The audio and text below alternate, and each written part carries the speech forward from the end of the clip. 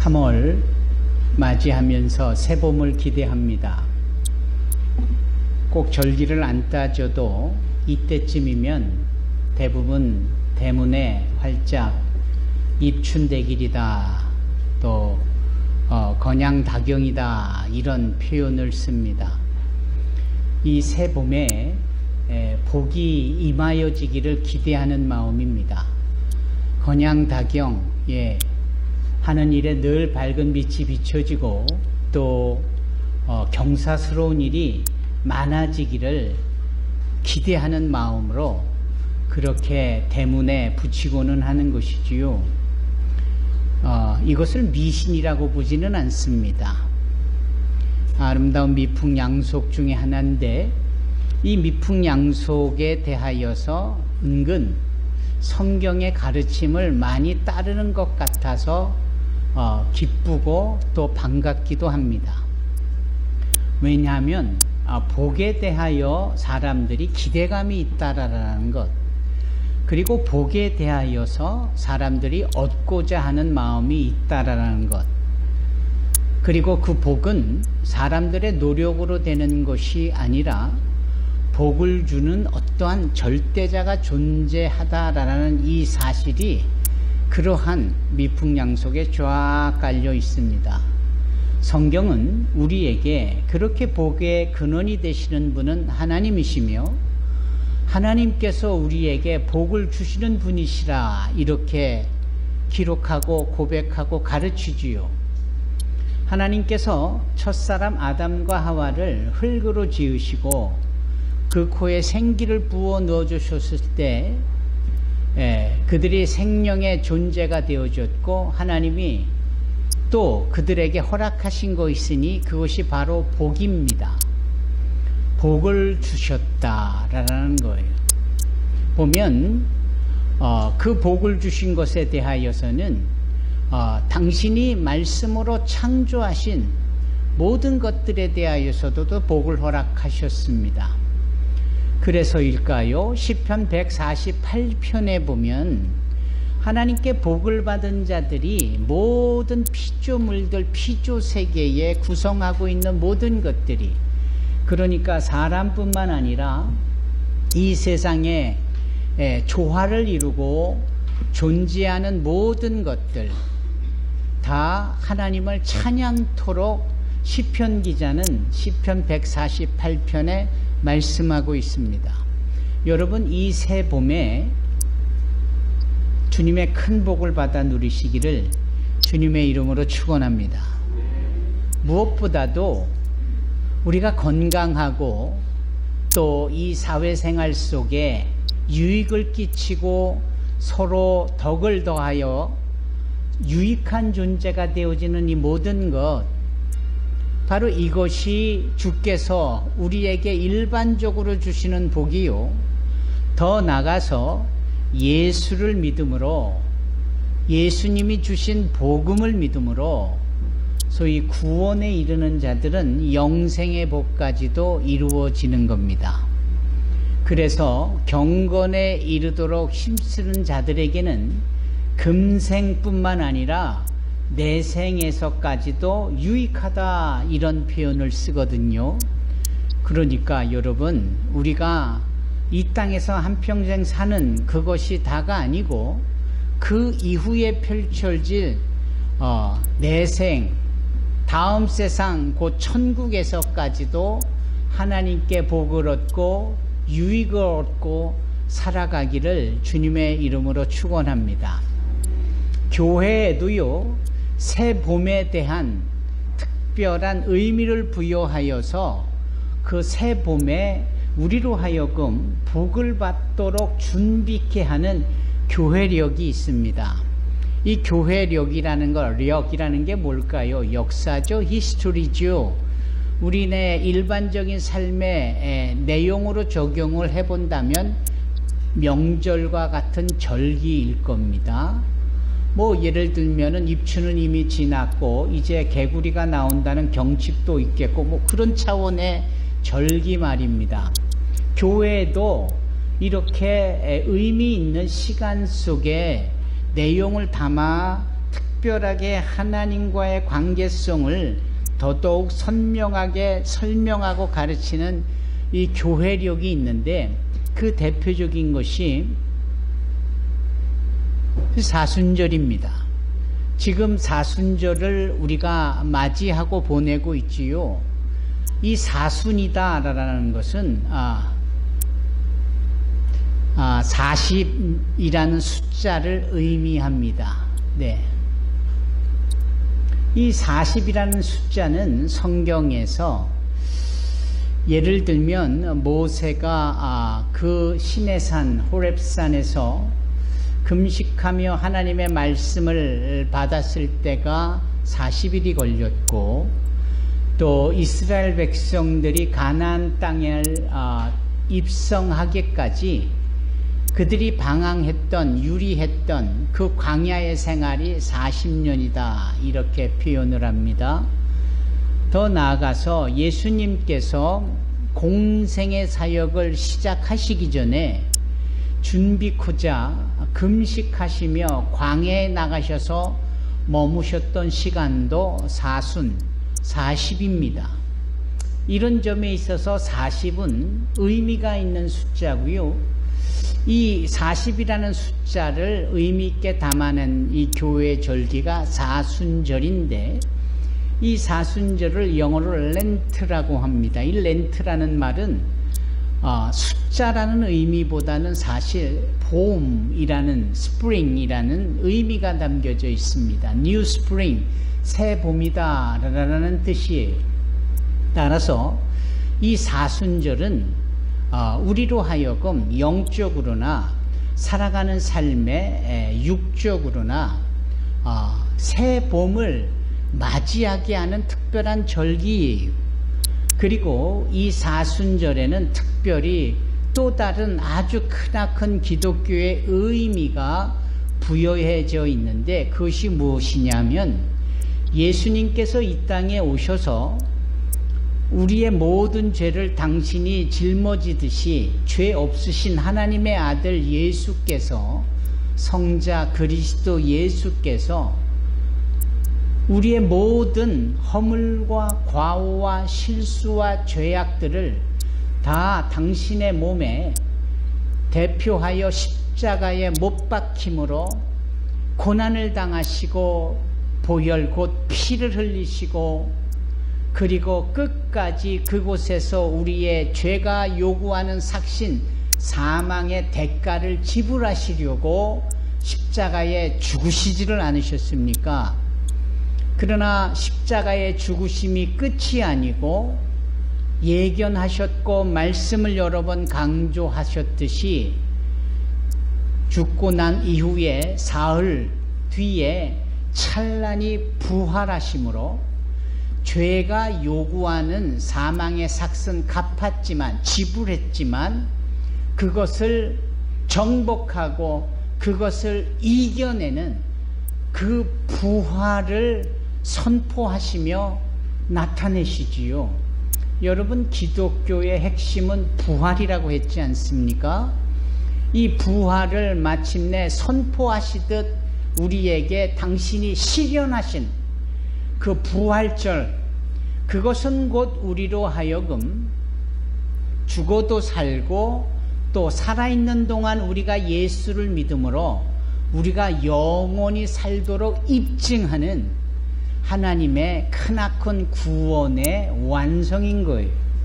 그 예수님의 부활이 우리의 부활이 되고, 그 예수님의 부활을 경험하고 확신하게 된 사도 베드로는, 그래서 그가 기록한 베드로서 1장 1절 3절로 7절까지 그 주님께서, 예수 그리스도께서 부활의 산소망이 되심으로 그 산소망 되신 부활의 주님을 믿는 우리 모든 성도들에게 썩지 않고 더럽지 않고 쇠하지 아니하는 하늘에서의 기업을 우리 가운데 허락하여 주시겠다. 그 하늘에서 영광과 존귀와 찬양이 있을 것에 대하여 말씀하지를 않습니까? 따라서 이 부활은 우리의 부활이며 예수 믿는 모든 자들이 누리는 최고의 복이며 최고의 특권인 줄로 믿습니다. 그러기에 이 부활은 아무리 강조해도 과하지 않습니다. 과유불급이라는 말이 통하지 않는 것이 이 예수님의 은혜요, 예수님의 구원이요, 예수님의 부활입니다. 한결같이 예수님의 부활을 말할 수 있도록 그래서 초대교회 이후에 교회는 사람들로 하여금 영적인 새봄을 맞이하도록 그렇게 사순이라는 렌트라는 영적인 새봄이라는 의미로서 부활절 아침을 거꾸로 숫자를 세 주일을 뺀 날들을 다 더하여 40일이 되어지는 그 기간을 정하여 놓고 특별하게 우리로 하여금 사순절을 지키게 합니다. 이 사순절을 지키라라고 하는 이 부분은 다름 아닌 우리로 하여금 그 영적인 복을 누리고 소유하고 확신케 하려는 그러한 모습으로 우리에게 요구하고 있는 것이지요. 그게 사순절의 의미입니다. 그런데 한번 생각해 보십시다. 이 사순절이 우리에게 요구하고 있는 것이 있으니 그것이 무엇이냐면 의외로 경건이라는 단어, 의외로 금식이라는 단어, 의외로 구제라는 단어, 의외로 기도라는 단어라는 것으로 점철되어 요구합니다. 여러분, 이 사순절은 그래서 그 주님이 십자가의 고난으로 죽으시기 그 기간이 다 포함되어 있기에 왠지 암울하고 왠지 힘들고 왠지 고통스럽고 그러한 분위기 속에 보내야 된다라고 생각을 하고는 합니다. 실제적으로 그래요. 교회에서 우리에게 말하는 것이 금식해라, 금식일액도 해서 주님의 그 걸으셨던 고난을 깊이 상기해봐라 이러는 거예요. 구제해라. 내가 살고 내가 먹고 내가 필요한 것도 많은데 남을 위하여 양보하고 남에게 관심을 두고 남을 위하여 내 것을 줄여나가는 이 구제를 이 사순절 기간에 더욱더 하라라는 겁니다. 더더욱 기도하라라고 말씀을 하지요. 그래서 더 나아가 이 기도와 구제와 금식 세 가지를 한마디로 godliness, 경건이라고 말하는데 성경은 우리로 하여금 경건에 이르도록 힘써라 이렇게 말씀하는 거예요.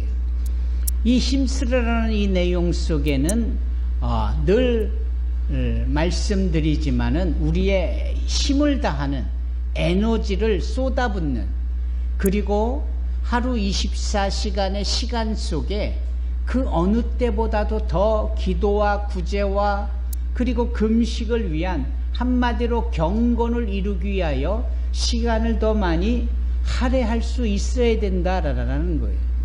따라서 이 경건이 요구되는 사순절은 우리로 하여금 주님의 고난을 기억하는 특별한 절기일 뿐만 아니라 그 뒤에 펼쳐질 부활의 복, 영생의 복, 우리의 삶의 건강의 복, 우리 삶에 필요하다라고 여겨지는 충족의 복 등 모든 은혜를 다 받게 되어지는 겁니다. 여러분 준비하고 비워두고 받을 준비를 해야 이게 주어질 때 소유할 수 있고 누릴 수 있는 것이지 전혀 받을 준비가 안 돼 있으면 아무리 주님께서 부어주신들 그것을 우리가 받아 소유할 수가 없습니다. 그런 점에 있어서 사순절의 의미를 우리가 분명히 알아야 되고 사순절을 통하여 준비된 영혼들이 되어져야 할 줄로 믿습니다. 그런 점에 있어서 우리가 한 번 더 짚고 넘어갈 것이 있으니 그것이 무엇이냐면 복음이 우리에게 가져다 주는 약함이에요.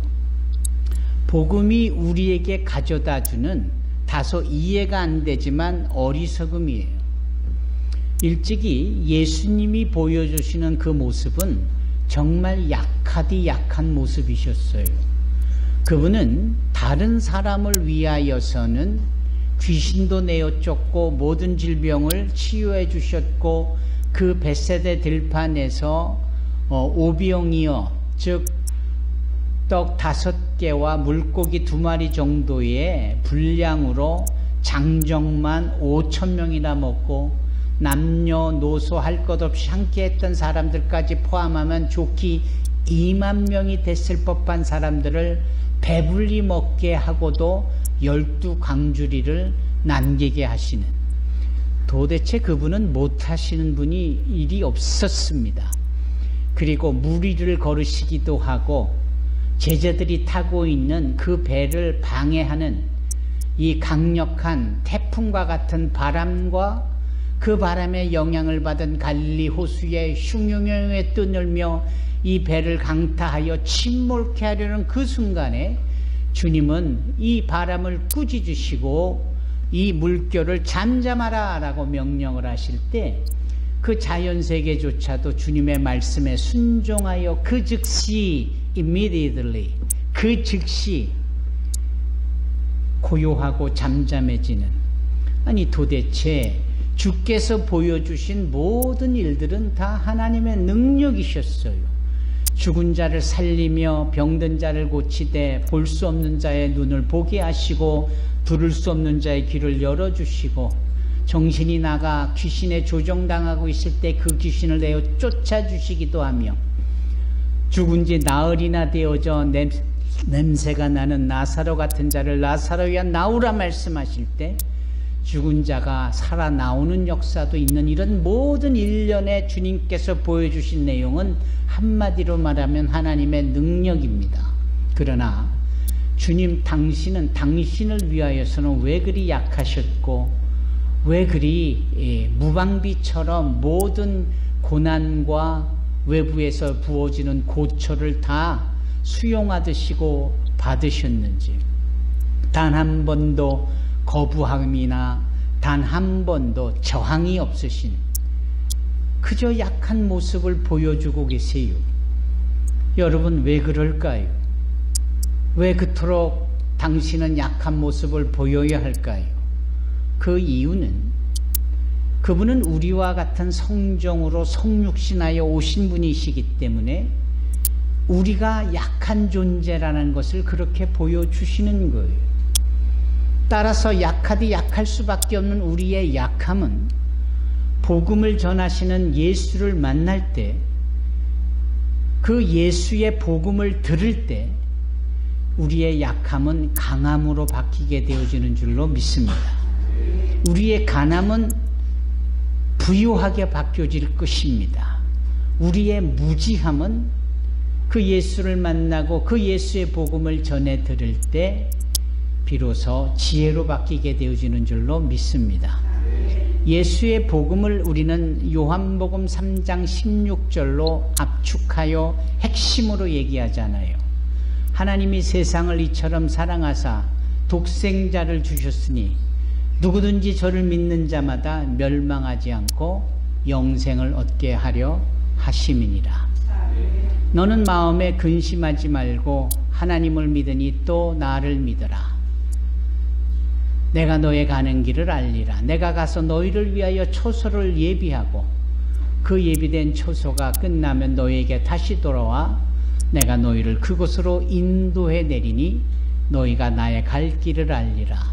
요한복음 14장 1절로 4절의 말씀입니다. 요한일서 4장에 하나님의 사랑이시니 하나님이 우리를 사랑한 것처럼 너희도 서로 사랑하라. 여기 나와 있는 말씀처럼 그렇게 주님은 우리에게 복음의 진수를 보여주셨습니다. 그 복음은 약한 우리를 강하게 하는, 무지한 우리를 지혜롭게 하는, 가난한 우리를 부하게 하는 비결인 거예요. 여러분, 자기 스스로 강하다라고 여겼던 한 사람이 있었습니다. 사울이라는 청년이에요. 그런데 그가 예수를 만나잖아요. 인격적으로 주님을 보고 주님의 음성을 듣는. 그래서 소위 이 교회를 다니면서 인격적으로 예수를 만난다는 게 무엇입니까? 라고 묻는 분들이 계세요. 인격적으로 예수님을 만난다라는 것은 예수님을 그렇게 경험하고 체험하는데 어떤 사건을 통하여서나 어떤 상황을 통하여서나 어떤 간절한 기도의 응답을 통하여서나 또는 특별한 꿈을 통하여 선명하게 나의 생각이 바뀌는 것과 같은 모습, 또는 그분의 거룩한 형상을 보거나 그분의 거룩한 소리를 듣는 이 모든 것들, 경험, 체험, 이게 인격적인 만남입니다. 이 사울이 주님을 인격적으로 만나 믿기 시작하면서 그는 그 스스로의 이름을 바울이라고 바꿉니다. 나는 아무것도 아니요, 나는 약한 자요, 약하디 약한 자다 라고 자신을 표현합니다. 자신을 그저 약하다라고 표현하지 않고 더 나아가서 괴수 중, 이 악한 자 중에 괴수다, 죄인 중에 괴수다, 자기를 최악의 근본으로 표현하는 겁니다. 심지어는 자신을 배설물처럼도 여기고 있고 자기가 소유한 것들에 대하여서 배설물, 똥으로 여기고, 그리고 자기 스스로를 정말 더러운 시궁창에 그렇게 버려진 찢기처럼 표현을 하고 있습니다. 이 사도 바울의 이 표현은 자신이 얼마나 약한지, 그 약함을 자신이 인격적으로 복음을 통하여서 깨닫고 인격적으로 주님을 만난 후에 고백하게 되어지는 겁니다. 그래서 본인은 날마다 죽노라 이런 표현까지 쓰지를 않습니까? 로마서에 따르면 로마서 6장에 나는 장사되었노라, 아예 죽어서 땅에 묻혔다. 그만큼 자신은 어떠한 저항도, 어떠한 꿈틀거림도, 어떠한 옥이나 나의 생각 같은 거 아예 다 내려놨다, 이런 표현을 쓰잖아요. 그럼에도 그가 기록한 정말 멋지고도 완벽한 구원의 서신서인 로마서를 통하여, 그 중에서도 가장 핵심인 로마서 8장을 통하여 뭐라 합니까? 그분이 우리를 향한 그 사랑으로 말미암아 우리가 넉넉히 이기느니라 라는 표현을 하고 있지 않습니까? 이런 점에 있어서 우리의 예수를 믿고 교인이 되어져 성도라 부르심을 받고 있는 점에도 여전히 삶에 약함이 있거나 부족함 투성이거나 여전히 우리의 힘으로 할 수 없는 일이 태산과 같이 많다면 지극히 당연한 겁니다. 우리가 이 사순절에 그러한 우리의 자아를 깨달아 알아야 되는 거예요. 물론 나는 할 수 있어. 마치 스포츠 선수들이 큰 시합을 앞두고 자기 자신에 대한 도전을 앞두고 그런 차원에서 자기를 격려하고자 하는 이 긍정적인 마음은 충분히 이해합니다만, 우리가 믿음을 가지고 말을 할 때, 복음 앞에선 우리 자아를, 정체성을 가지고 말할 때는 약하디 약한 우리의 모습을 인정할 수밖에 없다라는 겁니다. 그리고 그 약함 속에 역사하시는 온 우주 삼라만상을 창조하시고 모든 인간 세상에 필요한 것들을 책임져 주시고 악한 것으로부터 보호하여 주시는 그 하나님의 능력이 우리에게 있음을 감사하며, 그 하나님의 강함이 우리 안에 있음을 우리는 고백할 수 있어야 합니다. 오늘 본문의 말씀이 그런 부분입니다. 그리스도께서는 약하셔서, 왜? 우리와 같은 성정으로 동일하게 오셨기 때문에 약할 수밖에 없는 거죠. 그래서 십자가에 달려 무기력하게 아무것도 해보시지 못한 채 돌아가신 것 같습니다. 하지만 여기 주보에 나와 있는 어린이 성경 버전 4전 끝절에 하나님의 능력으로 부활, 살아 계십니다. 아멘. 그래서 우리도 그분 안에서 연약하지만, 여기서 우리는 사도 바울이 자신을 고백한 것이고요. 그렇지요? 여기서 함께하는 디모데 같은 친구도, 실라 같은 친구도, 또 이 늘 동행하며 주치처럼 여겼던 누가도 포함한, 그래서 우리가 여기 있는 산소만교회 성도들이 우리라는 이 표현을 얼마든지 할 수 있습니다.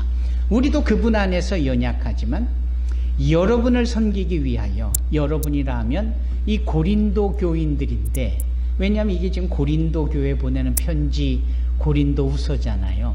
그러니까 이 편지를 읽는 수신자들은 고린도 교회 성도들이에요. 여기서 우리는 사도 바울을 중심으로 실라도 있고 디모데도 있고 그렇잖아요. 예, 디도도 있을 수 있고 누가도 있을 수 있고 함께 했던 동역자들. 여러분, 우리가 세상을 향하여, 우리가 비록 연약하지만 우리 안에 하나님의 능력이 있음을 보여줄 수 있기를 주님의 이름으로 축원합니다.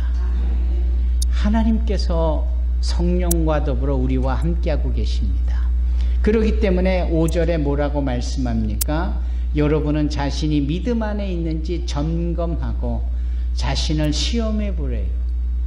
과연 여러분들은 믿음 안에 계십니까?